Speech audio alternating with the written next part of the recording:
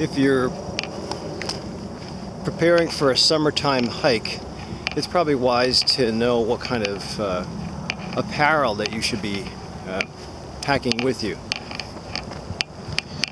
I just passed through that little shaded area, and the shaded area, most shaded areas, depending on your temperature, can drop your body temp by about 10 degrees.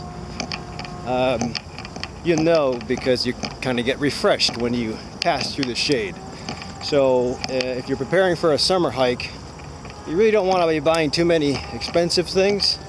I would try to break your boots in, your hiking boots, at least a month to 2 months beforehand. It would be wise to get something that has some waterproof properties to it, but the more waterproof a boot is, the hotter it will get. So you just have to keep that in mind. But at the right time, and you can always change out your socks just to keep your feet dry. But at the right time, like in weather of rain or drizzle or fog, they come in real handy to keep from getting soaked. Same thing with a jacket.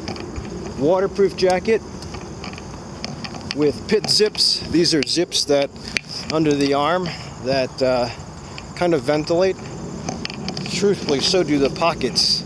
Most pockets are mesh lined, so if you open them up and you billow the jacket a bit, it'll allow for a little cross ventilation. A light jacket would be important. Sometimes the lighter the jacket, the less the waterproof properties, so you have to be careful. Something with a packed hood would be important too. Going with a full raincoat would be great, but then it costs you, as far as weight or of size, it's going to cost you a little bit of storage space.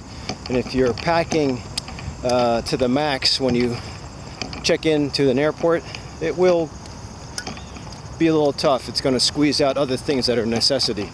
So keep it light, keep it packable or compressible, not too expensive, and again, it has to be waterproof.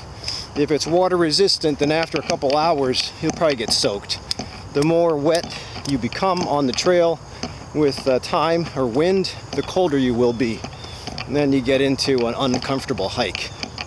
So as far as pants are concerned, sometimes for for summer hiking, pair of shorts and something that you can scramble with are important. Loose, strong, durable. The pants aren't as important as the jacket.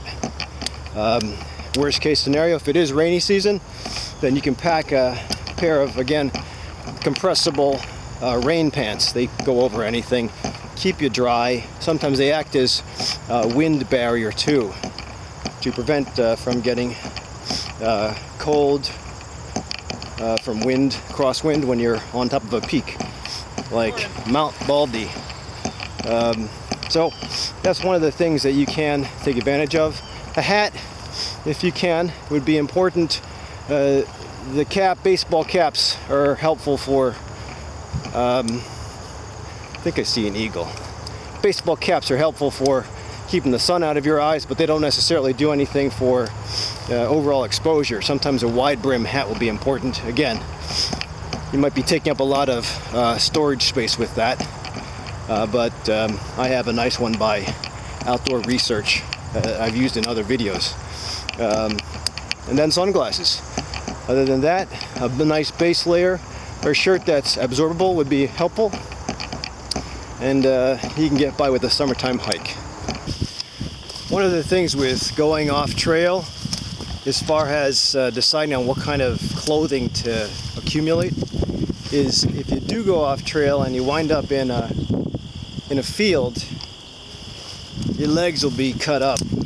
These are just weeds around this part, but depending on where you go, it can be kind of painful. You can buy gaiters.